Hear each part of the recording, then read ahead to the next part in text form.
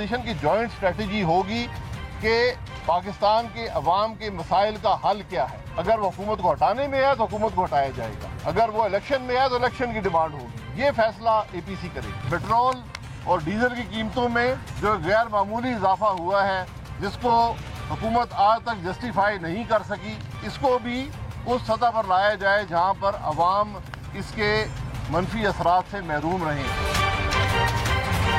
بانگے دہل کہتی ہوں کہ بیانیہ ایک ہی ہے, وہ ہے ووٹ کو عزت. یہ ووٹ کو نہیں, نوٹ کو عزت دینے کی بات کرتے ہیں.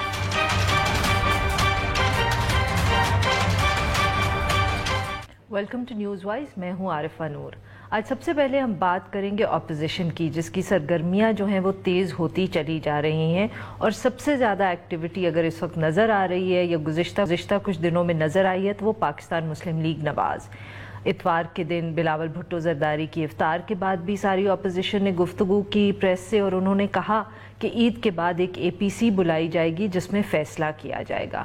گزشتہ روز پاکستان مسلم لیگ نواز کی پارٹی کی جو سینئر لیڈرشپ تھی وہ ساری اکٹھی بیٹھی اسلام آباد میں, اور انہوں نے کچھ فیصلے کیے جس میں سے بعد میں ہمیں اتنا بتایا گیا کہ جو بھی جوائنٹ اپوزیشن اے پی سی میں فیصلہ کرے گی اس پہ اتفاق کیا جائے گا, اور اسی کے حوالے سے اگر کوئی جوائنٹ تحریک چلانی ہوئی تو چلائی جائے گی.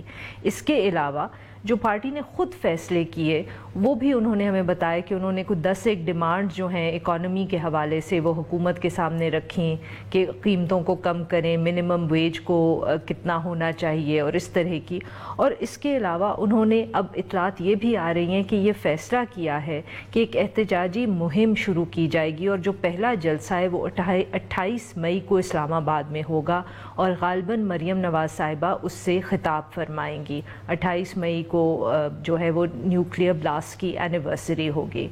مگر ساتھ میں مریم نواز صاحبہ نے گفتگو کرتے ہوئے میڈیا سے یہ بھی کہا کہ وہ اس حکومت کو نہیں مانتی. ان کے خیال میں یہ وزیر اعظم جو ہے یہ ایک لیجٹمیٹ وزیر اعظم نہیں ہے, اور انہوں نے یہ بھی کہا کہ جو بیانیہ ہے جماعت کا وہ ابھی بھی وہی ہے جو الیکشن سے پہلے تھا, یعنی کہ ووٹ کو عزت دو. دوسری طرف شاہد خاقان عباسی صاحب نے بھی جب میڈیا سے گفتگو کی تو انہوں نے کہا کہ ان کا اس وقت جو مقصد ہے, جو پارٹی نے فیصلہ کیا ہے وہ یہ ہے کہ حکومت کو گرانا نہیں ہے, مگر وہ ایک عوامی رابطہ جو تحریک ہے وہ لانچ کریں گے تاکہ جو مسائل ہیں عوام کے اس وقت مہنگائی کے حوالے سے ان کے بارے میں کچھ کر سکیں.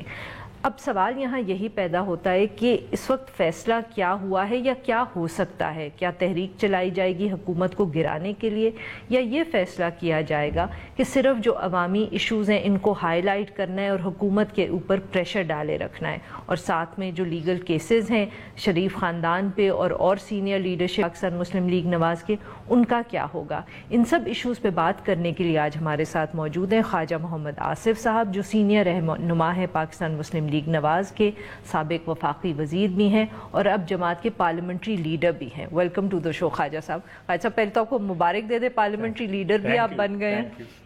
تو خواجہ صاحب آپ کچھ ہمیں سمجھائیں کہ کیا فیصلہ آپ نے کیا ہے. حکومت کو گرانا ہے کیونکہ لیجٹمیٹ ہے, انکمپیٹنٹ ہے اس لیے گرانا ہے, یا صرف لوگوں سے رابطہ کرنا ہے کیونکہ مہنگائی بہت زیادہ ہے؟ بسم اللہ الرحمن الرحیم.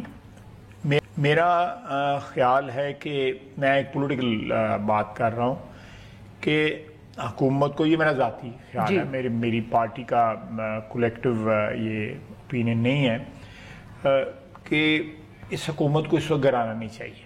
اچھا, یہ اپنے آپ کو ڈسکریڈٹ کرنے کی پروسیس میں سے right from the day one, جب انہوں نے حلف لیا ہے اس سے 2-3 روز بعد ہی انہوں نے اپنے آپ کو ڈسکریڈٹ کرنا شروع کر دیا تھا.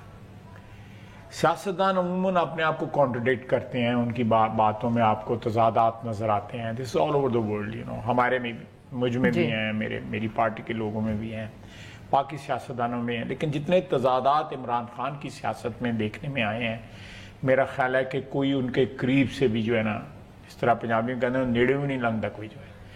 تو یہ اس قسم کے تضادات کو ہائی لائٹ کرنا چاہیے so that this person should be discredited completely. یہ نہ ہو کہ کل یہ پھر کنٹینر لے کے تو ڈی چوک میں کھڑے ہو جائیں, اور ڈیفینیٹلی ان کے فالوورز ہیں, ایک کلٹ سچویشن ہے ان کی بن گئی ہوئی. تو یہ جتنی تیزی سے ان کو گرایا جا سکتا ہے، ایک میسیو موومنٹ مہنگائی کے ایشو کے اوپر چلائی جائے، دوسرے ایشوز پہ چلائی جائے، لیکن آبویسلی مہنگائی کا ایشو جو ہے از نمبر 1، تو یہ گرائی جا سکتی ہے. Government is very unstable. اس کی انسٹیبلٹی کا سب سے بڑا جو ثبوت یہ ہے کہ اس وقت تمام کی پوزیشنز جو ہیں پی ٹی آئی کے پاس نہیں ہیں. وہ مرسنریز جو ہے نا انہوں نے بھرتی کر لی ہیں. When I was growing up تو اس زمانے میں افریقن وارز میں جو ہے نا وہ بڑے مرسنریز بھرتی ہوا کرتے تھے. جو پرائیویٹ کنٹریکٹرز اب افغانستان میں لڑ رہے ہیں وہ بھی مرسنریز ہیں، نام چینج ہو گیا ہے باقی، لیکن ہیں وہ مرسنریز. لوگ برطانیہ سے، بیلجیم سے، فرانس سے مرسنریز جا کے یہ لڑائیاں لڑتے تھے کانگو میں. جی بالکل. تو یہ اس طرح کے مرسنریز انہوں نے ڈھونڈ لی ہیں. فائنانس منسٹر از اے مرسنری. جو اسپوکس پرسن ہیں ان کی وہ جو ہے ان کا کسی کے ساتھ پی ٹی آئی کا تعلق نہیں ہے. جو سیاسی ایک رشتہ یا سیاسی ایک جو حسب نسب جو ہے ملتا ہو، کسی کا نہیں ملتا.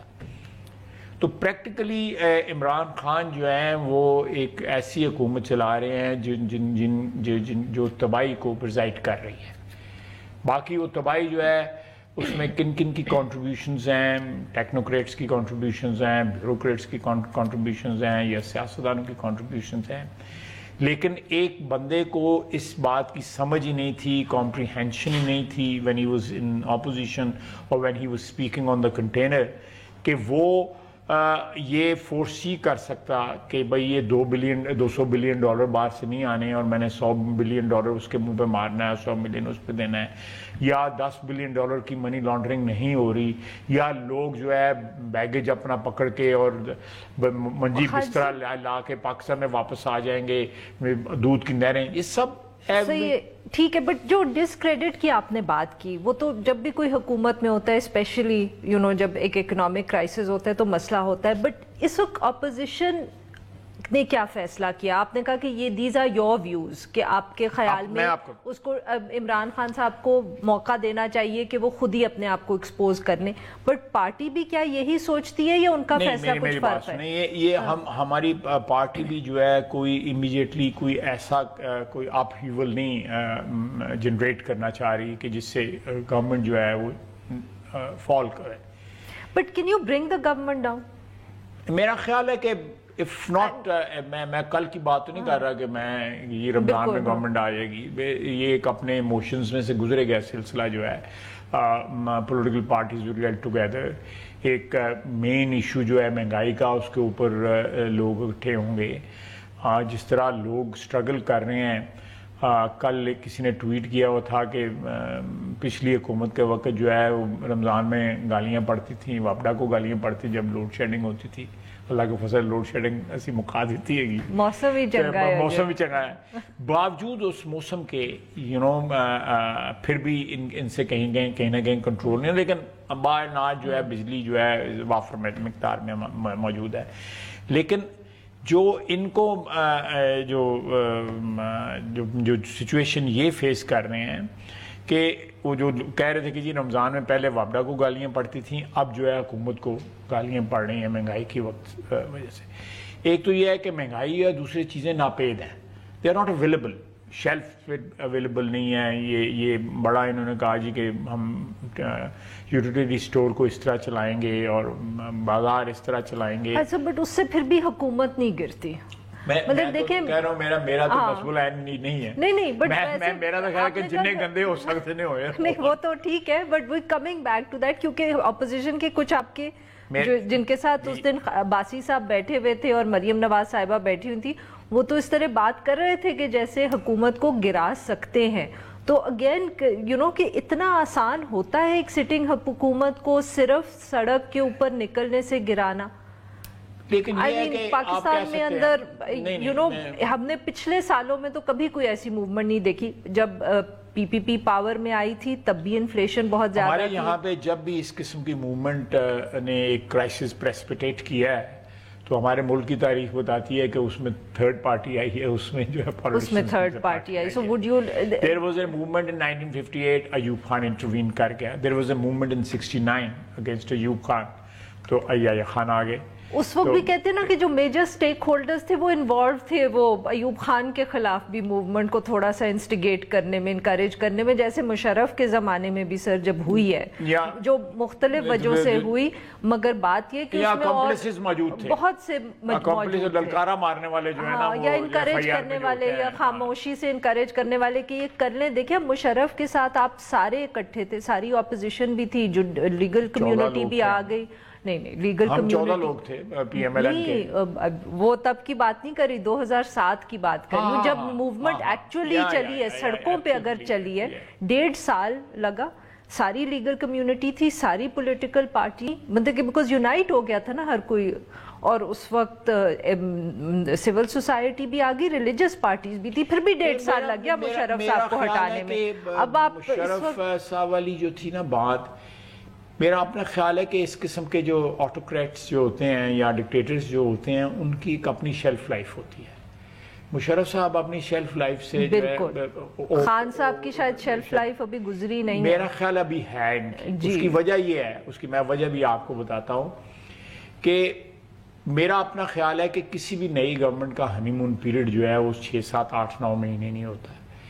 ये जाके कहीं आपको इस साल के आखिर में जाके सिचुएशन, एक तो बजट का थ्रेशोल्ड जो है इज़ वेरी इंपॉर्टेंट, कि इस बजट का क्या इफेक्ट होगा हमारी इकोनॉमी पे और लोगों की रोज़मर्रा ज़िंदगी को कोई किस तरह इफेक्ट करेगा, लोगों को रिलीफ मिलेगी या कम से कम जो पॉवर्टी लाइन से नीचे लोग रह रहे हैं, गुर्बत की सतह से नीचे लोग रह रहे हैं, उनको रिलीफ मिलती है नहीं मिलती, जो लोग क्लास 1 से लेके 11-12 तक जो मुलाजमीन हैं उनको क्या रिलीफ मिलती है, ये सारे this has to be seen. लेकिन जो आपने बात की है ना, मैं उसको सपोर्ट कर रहा हूँ कि ये मेरा ख्याल है कि अगर ये सिचुएशन जो है, लोग कहते हैं कि जी सिचुएशन संभल सकती है, लेकिन जो इकोनॉमिस्ट हैं of all colours and creed, वो सारे जो है ना, वो सारे एक बात पे मुत्तफिक हैं, ये कि संभलेगी नहीं। कोई 250 की बात कर रहा है, कैसर बंगाली साहब डॉलर चला जाएगा, आज डॉलर 152 पे हो गया है। आज से तकरीबन को 1.5-2 महीने पहले किसी ने कहा था कि जी ये 160 हो जाएगा, तो लोग मानते नहीं थे, लेकिन 160 जो है जस्ट अराउंड द कॉर्नर। तो ये क्राइसिस जो है, मैं I will be the last person to wish precipitation of a crisis. मुल्क का नुकसान होगा, सियासतदान आज हैं, इमरान खान साहब आज हैं, कल चले जाएंगे, but he leave the country in टैटर्स, in shambles. मैं नहीं उस चीज़ को जो है विश करूँगा, लेकिन आपने जो सियासी सवाल पूछा है वो यही है कि मेरा नहीं ख्याल, मरियम ने भी कल यही कहा है कि हम इस हुकूमत को गिराना नहीं चाहते, लेकिन हम पब्लिक के साथ उनकी जो मिजरीज हैं उनके साथ ज़रूर आइडेंटिफाई, अपने आप को शनाख्त ज़रूर कराना चाहते हैं। जी खालिद साहब यहीं लेंगे एक छोटा सा ब्रेक। नाजरीन we'll take a short break but we'll B right back, और उसके बाद हम अपनी गुफ्तगू ख्वाजा आसिफ से जारी रखेंगे। Stay with us.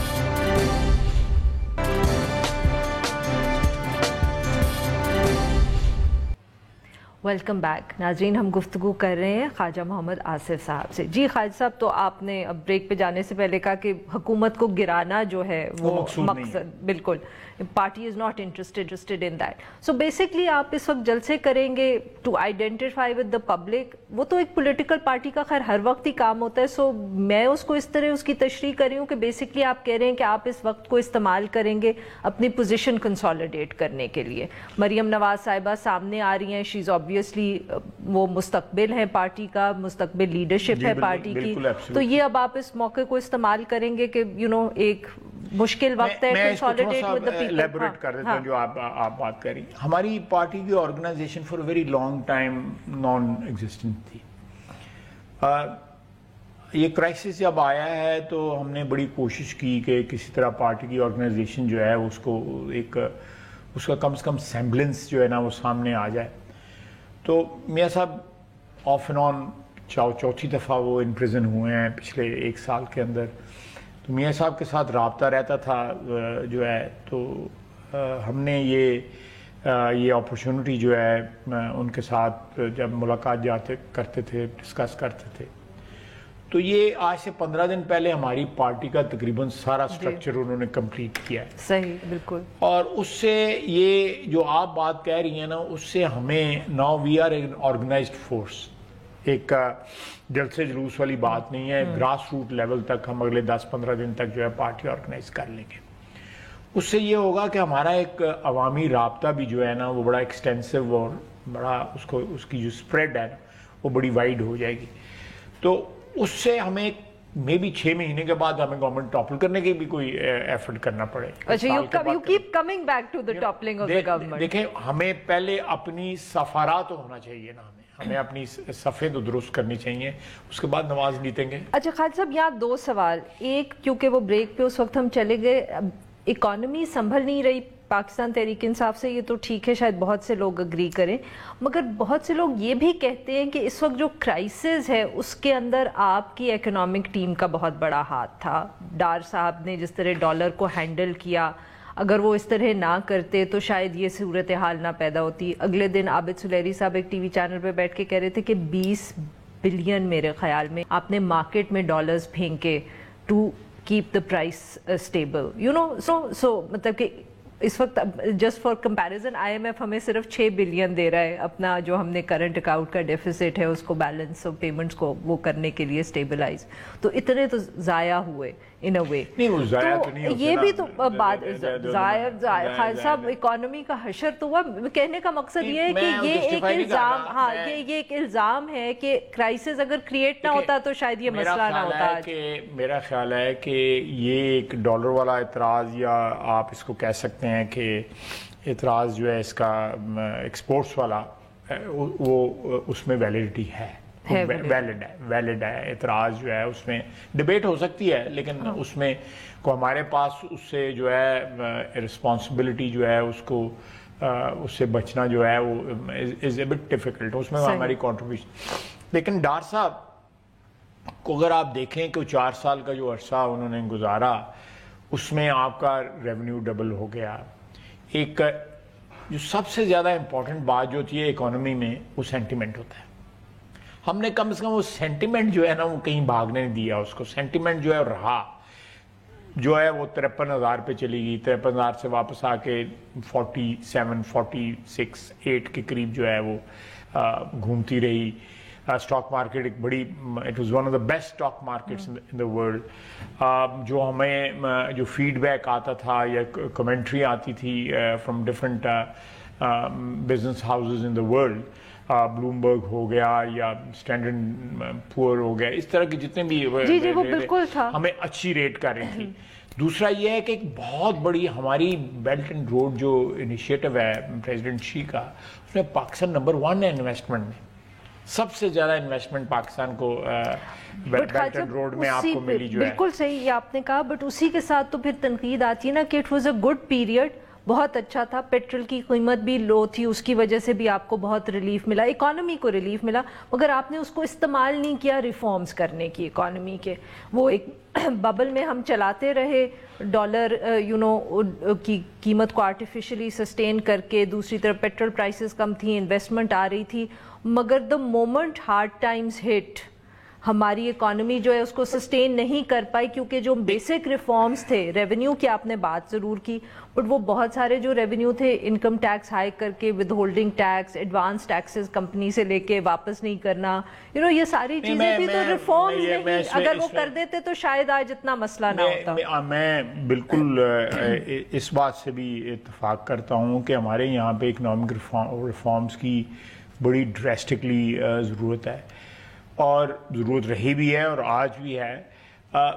یہ چیزیں جو ہے نا they are like major surgery, اور میجر سرجری میں آپ کو جو ہے نا ریکوری کے لیے ایک لمبا پیریڈ چاہتے ہیں. پولیٹیکل گورنمنٹ جو ہوتی ہے نا, میری جو میں یہ 97 میں بھی یہ آرگومنٹ دیتا تھا کہ بڑی ارلی سٹیج میں ان کو جو ہے نا یہ ریفارمز میں چلا جانا چاہیے. Early stage of immediately after election وہ یہ ہے کہ روبسٹ ہوتی ہے گورنمنٹ, وہ وقت بھی ہوتا ہے, اور جو جھٹکے جو ہے نا وہ جو پبلک اوپینین کے اور نیگیٹیوٹی کے وہ سہنے کی پوزیشن میں ہوتی ہے. پھر یہ جو مریض جو ہوتا ہے یہ 6 مہینے سال یا 1.5 سال کے بعد وہ چلنے پھرنے لگ پڑتا ہے. 2-3 سال کے بعد جو ہے از گیلپنگ. یہ this is how I explain it. اب یہ ہوا ہے کہ جو اس وقت جو کچھ ہوا ہے, آپ نے جو ریفارمز کیا پرہیپس ہمیں زیادہ ریفارمز کرنے چاہیے تھے. زیادہ کیا خاص صاحب کچھ بھی نہیں کیا آپ نے, ٹیکسیشن کے کیا آپ نے, نہ آپ نے سرکولر ڈیٹ کا کچھ کیا. سو یہ سارے تو مسائل سرکولر ڈیٹ کا ہم نے دیکھیں 1600 پہ پہنچ گیا ہے, 1600 پہ پہنچ گیا سرکولر ڈیٹ. تو وہی نا, تو وہ آپ چھوڑ کے گئے نا, آپ نے سرکولر ڈیٹ کا مسئلہ حل تو نہیں کیا, آپ نے بجلی پروڈکشن کر دی. باوجود اس بات کے کہ انہوں نے بڑھایا ہے, میسیولی ٹیرف بڑھایا ہے, پھر بھی سرکولر ڈیٹ کا پرابلم ان سے سالو نہیں ہو رہا. ان کے پاس تو بھی 8 مہینے تھے نا, آپ کے پاس 5 سال تھے. 16 چلے میں 8 مہینے اور انتظار کر لیتے ہیں, انڈیکیٹر سامنے آ جاتے ہیں کہ بھئی کہ ریکوری شروع ہو گئی ہے, موو ہونا شروع ہو گیا سلسلہ. لیکن انہوں نے ان مائی ہمبل اوپینین ان کو فوری طور پہ آئی ایم ایف کے پاس چلے جائیں. جی وہ ان کی بہت بڑی غلطی ہے. بالکل انہوں نے جو 6 مہینے 7 مہینے اور آرگومنٹ یہ دیا کہ یہ ہمیں باہر سے پیسے آنے ہیں, ہم نے سعودیز نے دینے ہیں, یو اے نے دینے ہیں, چائنا نے دینے, اس سے ہمارا جو ہے نا ایک بریدنگ سپیس ہمیں مل جائے گی, ہو سکتا ہے ہمیں نہ جانا پڑے. They should have gone to I M F immediately. وہ بہت بڑی غلط, بہت بڑی غلط. اس سے یہ جو اکنامک یا بزنس میں بھی اور انسرٹنٹی اتنی بڑی کہ اس سے یہ ہے کہ آپ جو مریض کو بار بار کوئی جو بھی دوائی دے رہے ہیں وہ کارگر ثابت نہیں ہو رہی. حالانکہ دوائیں ٹھیک ہیں, میں بالکل جو ہے You agree with their prescription? No, agree with the reforms والی جو سچویشن ہے, میں اس سے agree کرتا ہوں. How will I, میں اسے کرنی تو نہیں چھڑا سکتا اس سے, لیکن یہ ان کا ایفیکٹ بھی یہ نہ ہوتا جو اس وقت ایفیکٹ ہو رہا ہے. یہ سارا ٹائمنگ کا جو غلطی ہوئی ہے اس سے وہ آپ کہہ سکتے ہیں کہ آپ جو چیز بھی جو ہے جو بھی چیز دے رہے ہیں وہ کارگر نہیں ثابت ہو رہی بیکاز آف دا ٹائمنگ. بالکل صحیح. another بریک خواجہ صاحب. ناظرین یہاں پہ لیں گے ایک چھوٹا سا بریک, اور جب ہم بریک سے واپس آئیں گے تو ہم خواجہ صاحب سے گفتگو جاری رکھیں گے, اور اس دفعہ اب ہم ان سے پوچھیں گے کہ شہباز شریف صاحب اور نواز شریف صاحب کے اس وقت کیا پلانز ہیں, اور پارٹی نے ایک دم نیب چیئرمین کے اوپر اتنا اٹیک کیوں کیا. Stay with us.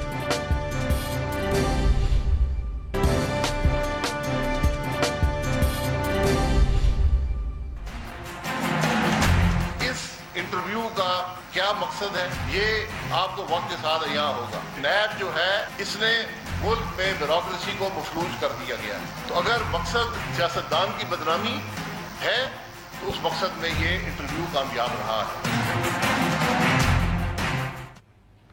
Welcome back. ناظرین ہم گفتگو کریں خواجہ محمد آصف صاحب سے. جی خواجہ صاحب, شہباز شریف نواز شریف صاحب کیا پلانز ہیں ان کے؟ نواز شریف صاحب کی تو ایک اور پٹیشن چلی گئی ہے اسلام آباد ہائی کورٹ, وہ پھر صحت کی بیسس پہ بیل مانگ رہے ہیں, اور شہباز شریف صاحب کا واپس آنے کے کوئی پلان بنا ہے؟ کیونکہ جب بھی بات ہوتی ہے وہ کہتے ہیں ابھی وہ ٹیسٹ چل رہے ہیں, ان کا کچھ پتہ نہیں چل رہا کہ کب تک واپسی ہے.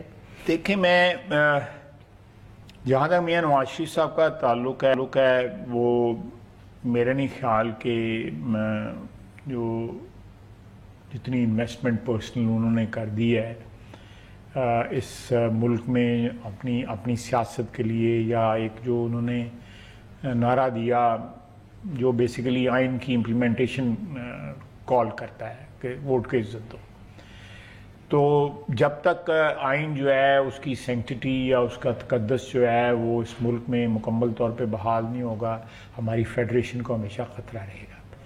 اس نعرے کے اوپر انہوں نے اتنی قربانی دی ہے اور ابھی بھی وہ باہر نہیں جانا چاہتے, لیکن یہ ضرور ان کی خواہش ہے کہ وہ اپنے بیٹوں کے پاس جائیں, اپنی فیملی کو ایک جگہ اکٹھا کر کے تو کم از کم اپنی بیوی کا جو ہے رنج جو ہے یا سوگ جو ہے یا اس کا جو غم ہے اس کو شیئر کر سکیں فیملی ممبر جو ہیں, بیٹے بیٹیاں اور باپ جو ہے. آئی تھنک یہ کسی بھی انسان کی ایک بڑی لیجٹیمیٹ جو ہے کلوجر کے لیے جو ہے. دوسرا ان کا جو ہے 2010 یا 8 سے 9 سے یا 10 سے وہ سلسلہ چل رہا ہے جب پہلی ان کی اوپن ہارٹ سرجری ہوئی, جو ارتھمیا کا وہ کروانے گئے اور ان کی پرفوریشن ہوئی اور اوپن ہارٹ سرجری کرنی پڑی. تو ان کی سارا ٹریک ریکارڈ جو ہے نا وہیں پہ ہے, تو he feels a but comfortable. یہ مریض کی جو ہے میں نے اپنے والد کا آپریشن کرایا 87 میں لنڈن میں, تو میری عمر کا ڈاکٹر تھا, تو میرے والد مجھے کہنے لگے کہ میری عمر کا ڈاکٹر لے کے آؤ. ان کو 72-73 سال عمر تھی, انہوں نے کہا کہ میری عمر کا کہ مجھے یہ تمہاری عمر کا ڈاکٹر اتنا اعتماد نہیں ہے. تو یہ مریض کا اپنا ایک اعتماد ہوتا ہے. تو وہ وہاں جانا چاہتے ہیں, لیکن وہ بریف پیریڈ کے لیے. یہ میں ذاتی طور پہ اس بات کو جانتا ہوں. He is shared with me for a brief period وہاں پہ جا کے علاج کچھ اپنا سلسلہ اور اپنے بچوں کے ساتھ جو ہے 2 ہفتے 3 ہفتے اسپینڈ کر کے کم بیک. ان کا اب جو بھی ہے وہ اس ملک میں ہے, وہ بچوں کی زندگی ہے, وہ لنڈن میں ہے. کچھ اور شہباز شریف صاحب اور دوسرا یہ ہے کہ he would like to کہ جو ان کی جو لیگیسی ہے وہ آگے چلے. یہ نواز شریف کی جو نعرہ ہے, یا This is not the Nawaz Sharif of 99-2000 basically. بالکل. اور شہباز صاحب گئے ہیں بیسیکلی. ان کا اوور ڈیو تھا کینسر کا, ان کا سال کے بعد جو ہے ایک کمپلیٹ چیک اپ ہوتا ہے, 10-12-15 دن چلتا ہے. مجھے اتنا پتا ہے کہ 8-9 مئی تک ان کی رپورٹس آنی تھیں جو ڈاکٹرز کے پاس جانی تھی. یہاں بھی ڈاکٹروں نے کہا تھا کہ ان کے کچھ سمٹمز اس قسم کے ہیں کہ he needs a complete check up. میری اپنی رائے ہے کہ وہ عید کے فوراً بعد یہ سیشن جو اس وقت جاری ہے یہ اٹینڈ نہیں کریں گے. بجٹ سیشن میں خالد صاحب آج شاید خاقان عباسی صاحب نے ایک پریس کانفرنس کی, وہاں رانا ثناء اللہ صاحب, اقبال صاحب, ایک اور جگہ بیٹھا ہوا تھا کہ مریم اورنگزیب صاحبہ بھی تھی. نیب کے چیئرمین پہ اچھا خاصا انہوں نے ایک تنقید کی. میں صرف اس حوالے سے پوچھنا چاہ رہی ہوں کہ جو نیب چیئرمین کی بات پہ مجھے لگا کہ شاید خاقان عباسی صاحب کو اعتراض تھا کہ انہوں نے وہ ڈیل کے حوالے سے بات کی, وہ حکومت کے کتنے لوگ پہلے بھی کر چکے ہیں. آپ لوگوں نے سوائے تردید کرنے کے کبھی کوئی ریاکشن نہیں دیا اس کے علاوہ. عمران خان, شیخ رشید صاحب, یا آج لگا کہ بہت ایک اتنا اگریسو. آپ جو بات کہہ رہی ہیں میں اس سے اتفاق کرتا ہوں کہ اس قسم کی اگر کوئی چیز مٹیریل موجود ہوتی تو لازمی طور پہ اس کی ایک ایویڈنس ہوتی. حکومت جو ہے وہ چھوڑتی نہ ہمیں اگر ان کے پاس ایویڈنس ہوتی کہ میاں شہباز شریف نے کوئی آفر کیا ہے کہ جی آپ اتنے پیسے لے لیں اور ہماری جان چھوڑ دیں. جو ہے I think Mian Shahbaz Sharif has a place in politics of this country and a very important place, اور وہ کبھی بھی نہیں چاہیں گے کہ کوئی اس قسم کی جو ہے وہ. اور دوسری بات یہ ہے کہ ان کے اوپر جو کیسز بنے ہوئے ہیں, he has all the intentions of fighting those cases.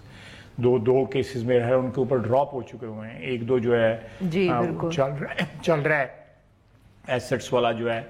تو کوئی ایسی بات جو ہے میں بھی اس فورم پہ آپ کے ذریعے جو ہے یہ اس کی تردید کرتا ہوں کہ میاں شہباز شریف نے ریاکشن کیوں نیب چیئرمین کی سٹیٹمنٹ پہ, جب پہلے بھی میرا خیال ہے وہ کنٹروورسی جو ہے نا وہ بیسیکلی وہ جو چودھری صاحب نے ایک پرنٹ کر دیا, اس کے بعد پریس کانفرنس نیب کے چیئرمین صاحب نے جو ہے کر دی. میرا خیال ہے کہ this controversy was not needed for the country at this time. We are going through a very very deep crisis, economic crisis.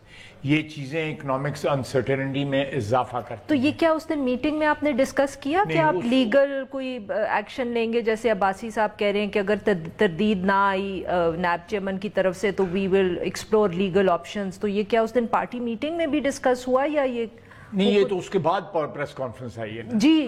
نہیں پریس کانفرنس ہو چکی تھی سر. نہیں اس دن دوپہر کو ہوئی ہے, اسی دن ہوئی ہے جب آپ ہماری میٹنگ تھی اور میٹنگ سے جب وہ نکلے ہیں تو اس وقت. بٹ جب میٹنگ سے نکلے تو آپ نہیں تھے جب میڈیا ٹاک کیا باسی صاحب نے کل, تو تب بھی انہوں نے یہ بات کی کہ ہم لیگل آپشنز ایکسپلور کریں گے. ہم پھر انہوں نے کسی انٹرویو میں بھی کہا ہم لیگلی بھی دیکھیں گے اور ہم پولیٹیکلی بھی دیکھیں گے. ایبسولوٹلی جو آپشنز جو ہیں وہ ساری جو ہے پارٹی میں جس وقت یہ پریس کانفرنس ہوئی ہے نا چیئرمین نیب کی, میں نے نہیں سنی. I came to know about the contents of the press conference much later in the evening. میں ٹریول کر رہا تھا. صحیح. میں سیالکوٹ سے ٹریول کر رہا تھا. یہ میں نکلا ہوں سیالکوٹ سے 2:30-3 بجے قریب, یہ 3:45 بجے قریب پریس کانفرنس. میں قاہرہ صاحب کے پاس افسوس کے لیے رکا. تو میں یہاں آیا تو اس وقت افطاری ہو گئی تھی. تو افطاری کے بعد بندہ اونجی رہ جاتا ہے. تو वो मुझे ये always late night and next morning मैंने सारी अच्छा, so you weren't there for the meeting Yeah, then? no, Oh, I was. बहुत बहुत शुक्रिया Thank खालिद you. साहब, always a Thank you. pleasure to talk to you. Thank you. नाज़रीन, now we'll take a short break, और जब हम break से वापस आएंगे तो हम बात करेंगे जो स्टेट बैंक ने मॉनेटरी पॉलिसी का गुज़िश्ता रोज़ ऐलान किया. Stay with us.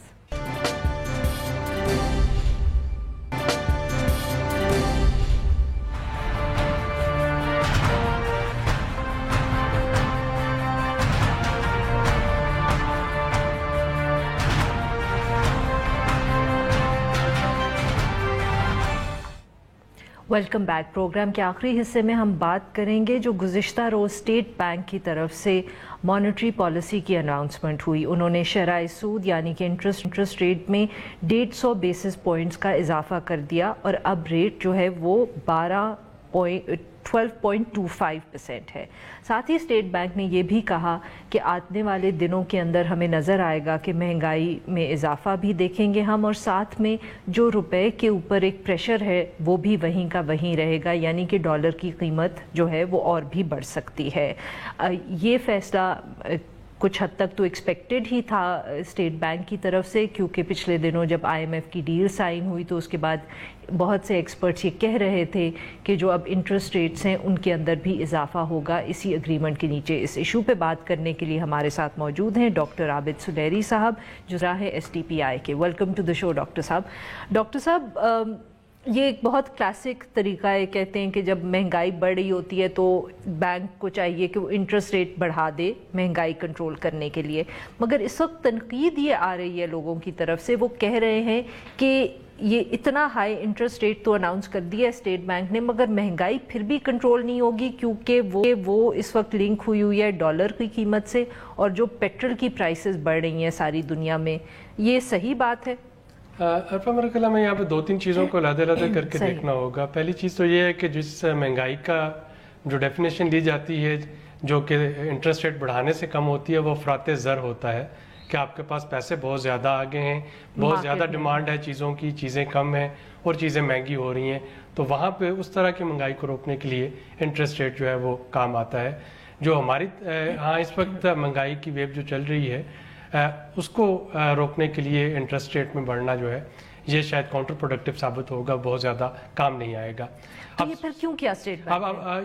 अब यहाँ पे शायद ये कम्युनिकेशन एक क्लियर हो जानी चाहिए कि अगर तो ये प्रायर एक्शन है IMF प्रोग्राम में जाने के लिए तो डेफिनेटली फिर तो ये करना ही पड़ना था. सही. अगर ये प्रायर एक्शन नहीं है, स्टेट बैंक इसको इन एंटिसिपेशन कह रहा है, यानी अगर आप कल की मॉनेटरी पॉलिसी स्टेटमेंट को पढ़ें तो उसमें एक तरफ तो ये लिखा है कि पिछले महीने से जो इन्फ्लेशन थी पिछले महीने की निस्बत इस महीने वो कम हुई है. तो एक तरफ इन्फ्लेशन जो है मंथ टू मंथ बेसिस पे कम हो रही है, दूसरी तरफ हम जो इंटरेस्ट रेट है वो बढ़ा रहे हैं. तो कोई बात फिट बैठती नहीं है. तो अगर तो ये प्रायर एक्शन है तो फिर तो ये ठीक है, अगर ये प्रायर एक्शन नहीं है तो फिर ये ओवर एक्ट किया है मेरा ख्याल. अच्छा, एक और जो मैंने कमेंट पढ़ा डॉक्टर साहब, वो किसी इकोनॉमिक एक्सपर्ट ने जो लिखा हुआ था, उन्होंने कहा था कि गालिबन शायद इजिप्ट में भी इसी तरह किया गया था, और आपको पता है हमारे स्टेट बैंक के गवर्नर वहीं से आ रहे हैं, और वहाँ उससे शायद ये फ़ायदा हुआ कि फ़ॉरेन इन्वेस्टमेंट फ़्लो इन करना शुरू हो गई. तो कहीं वो गालिबन ये तो नहीं ट्रिक यहाँ इस्तेमाल कर रहे कि उनका ख्याल है कि इंटरेस्ट रेट बढ़ाएंगे तो फॉरेन इन्वेस्टमेंट. बाकी रज़ा साहब को फौरी तौर पे कुछ मुर्द इल्ज़ाम ठहराया जा सकता है. स्टेट बैंक ने जब पिछली दफ़ा जब डॉलर थोड़ा सा अप्रिशिएट किया था और उस वक्त जब उन्होंने अचानक एक रेडिकल चेंज लाए थे इंटरेस्ट रेट में, तो वहीं से इसकी इब्तिदा शुरू हो गई थी. मसला ये है कि जब आप 12.25 पे ले आएंगे तो हर 2 महीने के बाद तो मॉनेटरी पॉलिसी आनी होती है जी. अगर स्टेट बैंक ये कह रहा है कि जी आइंदा वाले महीनों में महंगाई में इजाफा हो सकता है तो उसको आइंदा आने वाले महीनों में 2 महीने बाद उसको रिवाइज किया जा सकता, बढ़ा देते. लेकिन अब शायद थोड़ी थोड़ी ये बढ़ाते रहेंगे क्योंकि एक और इंटरेस्ट रेट बढ़ाएंगे. ये जो ट्रेंड है ये मुझे लग रहा है कि ये बढ़ता हुआ जाएगा. भले वो 0.25 0.5 बढ़े, लेकिन एक दफ़ा जब बढ़ना शुरू हो गया तो शायद अगले कुछ 6 महीने ये बढ़ता रहेगा. तो डॉक्टर साहब, इससे जो ये तनकीद हो रही है कि इन्वेस्टमेंट जो है या जो मुल्क के अंदर है वो बहुत इस वक्त रुक जाएगी बिकॉज इतना इंटरेस्ट रेट ज़्यादा है, लोग इन्वेस्ट करना छोड़ देंगे. 2 चीज़ें जो मैं कह रहा था ना कि जो हमारे यहाँ मिथ है, एक तो ये है कि ज़रूरी नहीं कि आपकी करेंसी अगर गिर रही हो तो आपकी इकॉनमी गिर रही होती है. हाल तो कि इस वक्त हमारी इकॉनमी जो है वो कमज़ोर सूरत हाल में है, लेकिन जनरली کرنسی کا کمزور ہونا اکانومی کے کمزور ہونے کی علامت ہرگز نہیں ہوتا ہے, ہمیشہ نہیں ہوتا ہے. دوسرا, انٹرسٹ ریٹ بڑھنے سے ضروری نہیں کہ ہمیشہ سے مہنگائی جو ہے وہ آ رہی ہو. انٹرسٹ ریٹ بڑھنے سے آپ دیکھیے نا, ڈالر کا ریٹ بڑھنے سے یا انٹرسٹ ریٹ بڑھنے سے کون سے طبقے ہیں جو کہ ڈائریکٹلی افیکٹڈ ہوتے ہیں. یہ تو یہ کہا جا سکتا ہے کہ ڈالر کا ریٹ بڑھنے سے انرجی پرائسز بڑھیں گی, پیٹرولیم پرائسز بڑھیں گی, لیکن جس 60% آبادی کی ہم بات کر رہے ہیں جو کہ خطۂ غربت سے نیچے ہیں یا جو لوور مڈل انکم کلاس میں ہیں ملا کے, تو آپ یہ دیکھیں کہ مثلا میرے گاؤں میں اگر ڈالر جو ہے وہ بڑھ رہا ہے تو سوائے اس کے کہ ڈیزل کا ریٹ بڑھ جائے گا یا پیٹرول کا ریٹ بڑھ جائے گا, وہاں پہ ڈائریکٹلی کتنا فرق پڑے گا لوگوں کے رہن سہن پہ یا لوگوں کی کنزمپشن باسکٹ پہ. تو یہ دو چیزوں کو, یہ ایک مت ہے جو کہ اس کو ہمیں تھوڑا سا انڈرسٹینڈ کرنے کی ضرورت ہے.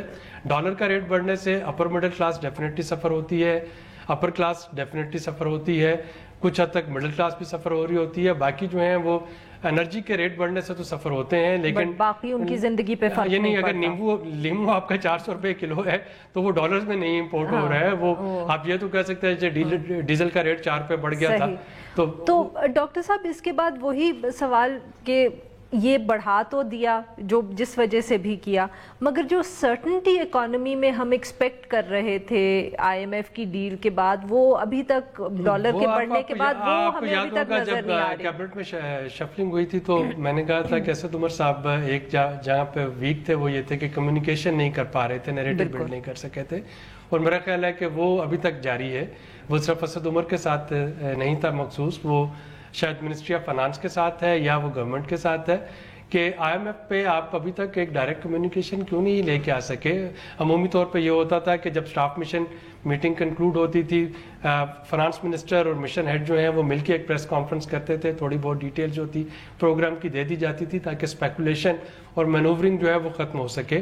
اس دفعہ ویسا کچھ نہیں ہوا. وجہ مجھے نہیں معلوم, یعنی کمیونیکیشن نہیں پراپر ہو رہی.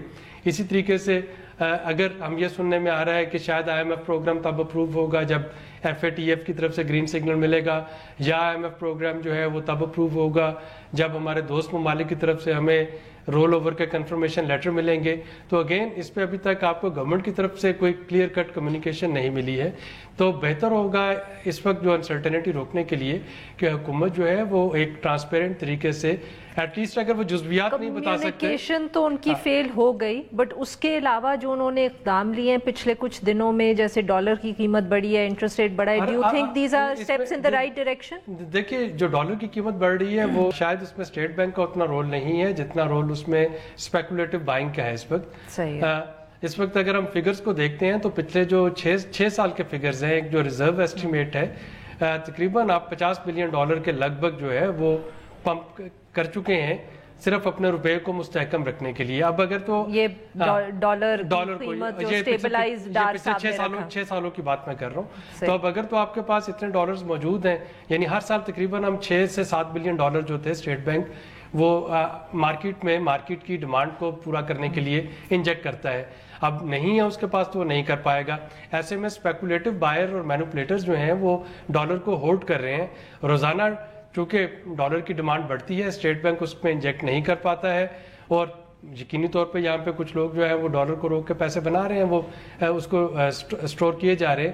تو یہاں پہ حکومت کا کام بنتا ہے کہ کمیونیکیشن بڑی کلیئر آ جانی چاہیے کہ جی اس وقت ریئل افیکٹو ایکسچینج ریٹ پہ ہے ہمارا روپیہ اور یہ یہیں پہ رہنا چاہیے, یہیں پہ رہے گا اگلے. اس وقت چونکہ لوگ اس لیے خرید رہے ہیں, جب کوئی بھی آ کے یہ کہہ دیتا ہے کہ جی آئی ایم ایف پروگرام میں ڈالر 200 پہ جائے گا یا ڈالر 180 پہ جائے گا, اور آپ نے دیکھا ہوگا کہ میری کوشش ہوتی ہے کہ میں کسی بھی پروگرام میں یہ نمبر نہ دوں, کیونکہ یہ نمبر دینے کا مطلب یہ ہے کہ اگر میں نے غلط نمبر کوٹ کر دوں گا ہو سکتا ہے مجھے سن کے 10 لوگ بھاگتے ہوئے جا کے ڈالر خریدنا شروع کر دے. تو ہمیں اسپیکولیٹو بائنگ سے اس وقت بچنا ہے اگر ہم چاہ رہے ہیں کہ تھوڑا سا ایمرجنسی صورتحال سے نکلیں. بہت بہت شکریہ ڈاکٹر صاحب, آپ نے بہت اچھے طریقے سے ہمیں ایک دفعہ سمجھا دیا کہ what the issues are at hand. ناظرین آج کے لیے بس اتنا ہی. We'll be back tomorrow at the same time.